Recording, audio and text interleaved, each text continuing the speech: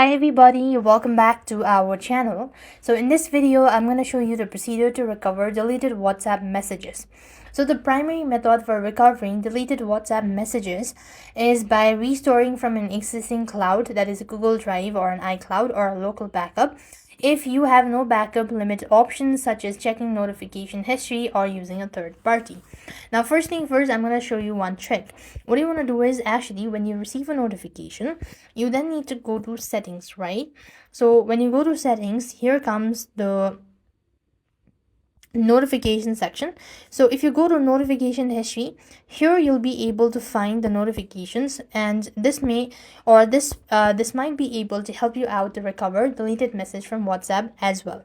But this is not a reliable way, as this can only restore messages that was sent a while ago, or maybe a day ago, or maybe just an hour ago, right? So this is another way. Now this is one way. Now moving on to the next step, you just want to make sure to enable backup, right? So to enable backup, you tap onto the three dot icon, click on settings, and here you just want to go to storage and data.